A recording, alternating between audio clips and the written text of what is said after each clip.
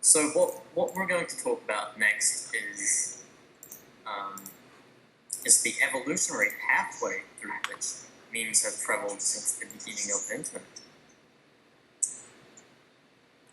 Can you go to slide 41? 40, sorry.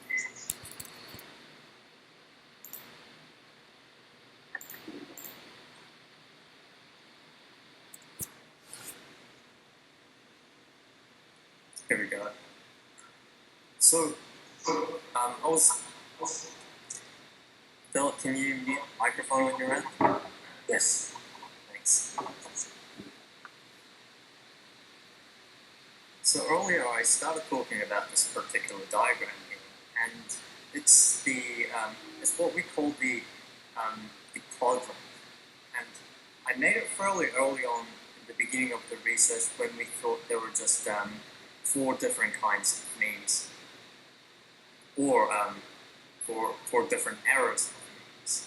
Because initially we began a project thinking with the hypothesis that said that there must be 4 different eras in the progression of internet memes that resemble or parallel the different eras in art that we looked at before, which were the pre-modern, modern, and postmodern, and the post-postmodern era of art.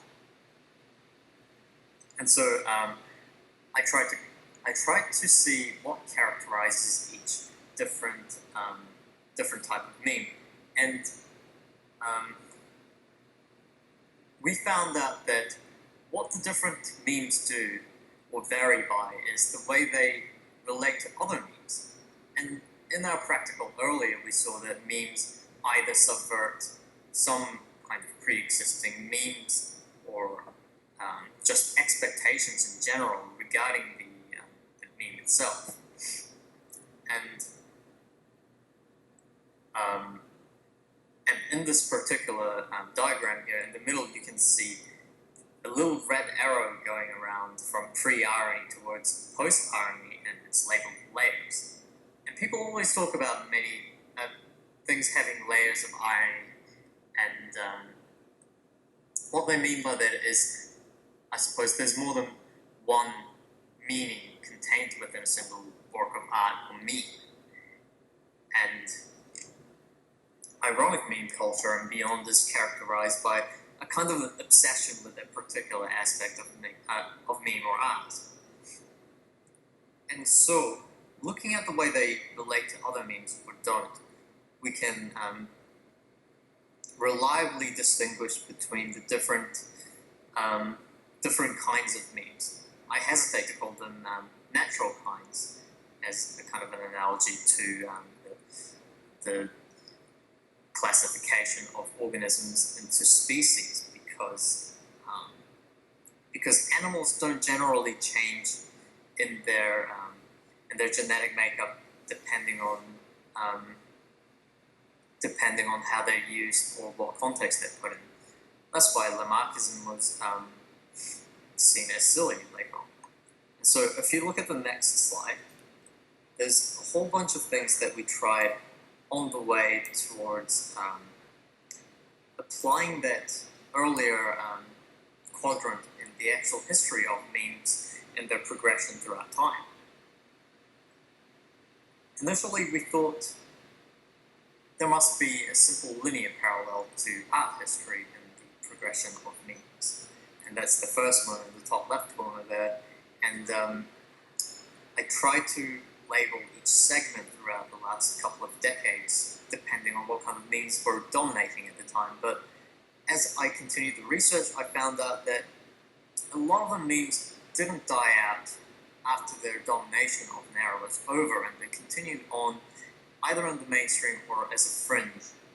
And all of the meme movements in contemporary meme culture were overlapping in the way they were, in that they were existing in different niches that were best suited for their particular kinds. To try and accommodate for the fact that there's multiple strains of memes existent at the same time. But then I realized that memes evolve in a Lamarckian fashion, which is shown in the, I should put the one on the bottom left, but it's on the bottom right there. And initially, I thought what was happening is different artistic pressures are acting on the memes, as in there's a modernistic pull at the top towards perfecting the meme, whereas at the bottom is the underground's postmodern pull towards the diverse and the nonsensical and the descriptive. And eventually I realized there's a more specific kind of evolutionary pressure acting upon the memes, which in fact is so drastically different from each other that they ended up producing two almost isolated niches for the germlines of memes. And it's my other hypothesis at the moment that this is what's been driving the evolution of memes from the beginning of the internet.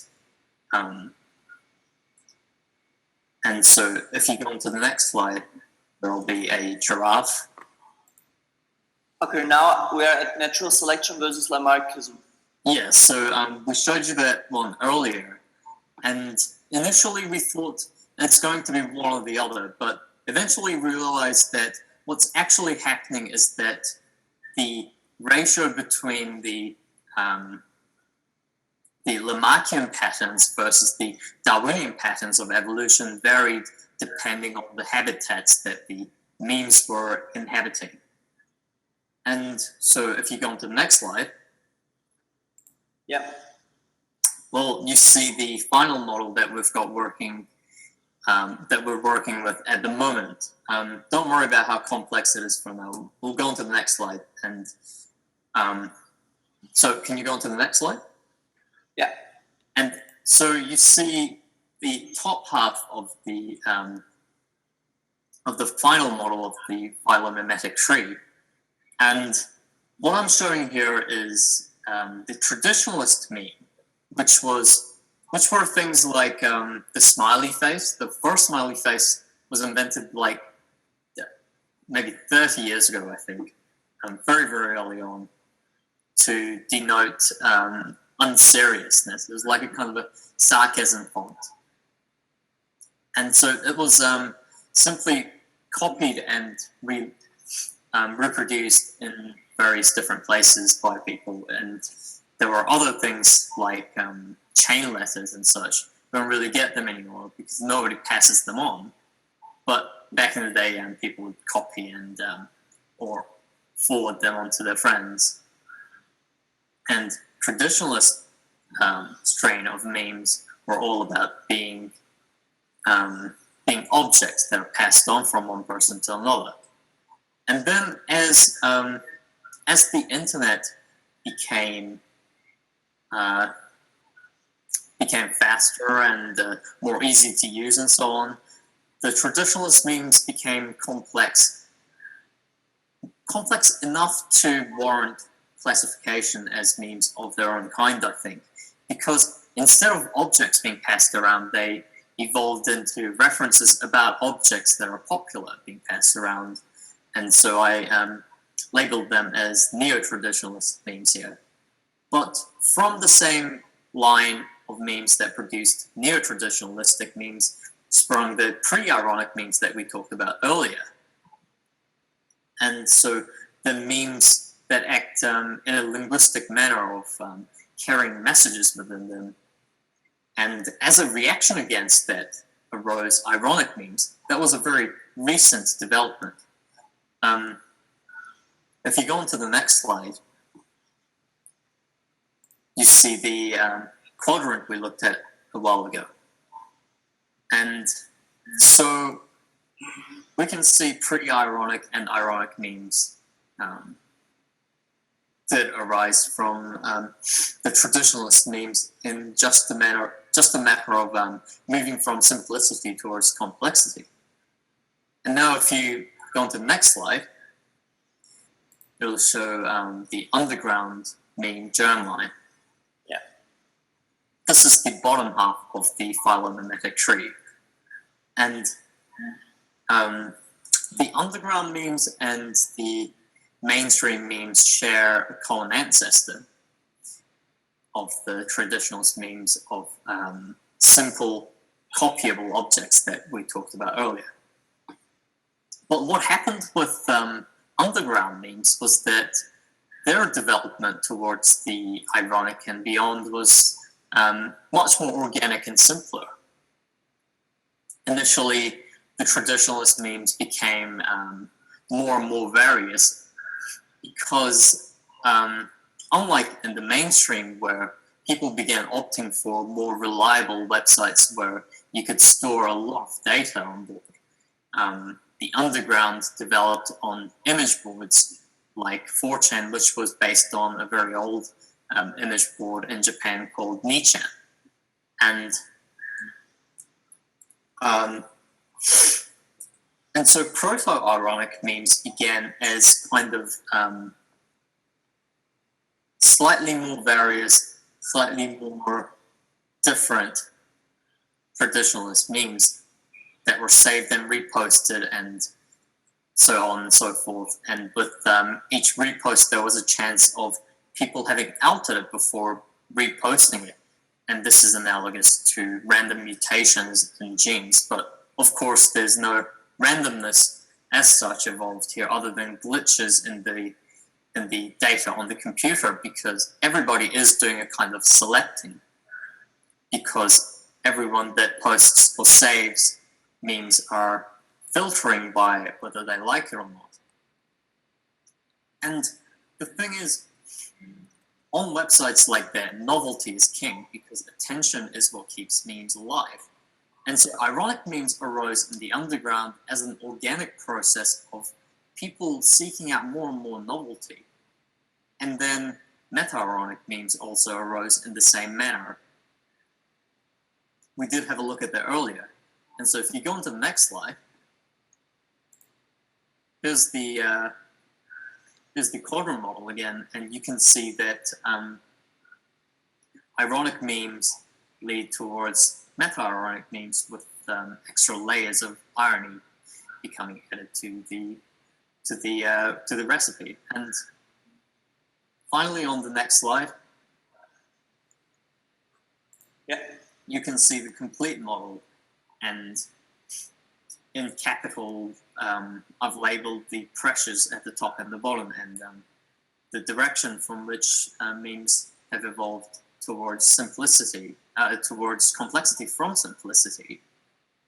And if you look at the right third, is the post-ironic meme emerging as a result of the meta-ironic memes led by the underground meme culture, and the ironic memes led by reactionaries against pre-ironic meme culture, being forced into the same habitat, which were the Facebook meme pages that we discussed earlier, where everyone uses it, and therefore all the different cultures begin clashing. And post-ironic memes emerged as an attempt to escape from a kind of an infinite regress into irony that meta-irony was susceptible to. And so if you go on to the last slide, the next slide, well, meta-ironic memes lead towards post-irony in essentially the same way ironic memes led to meta-irony. As the result of, if you go back to the last slide, as a result of the competition or the tension between the mutative pressures which dominate the underground meme culture and the normalizing pressures which dominate the mainstream culture. And post-ironic memes emerge as a kind of a reconciliation between the two cultures, because by necessity they have to take on all the positive or useful traits from both of the cultures in order to survive in such a highly competitive environment such as Facebook. So we come to the end of our lecture, and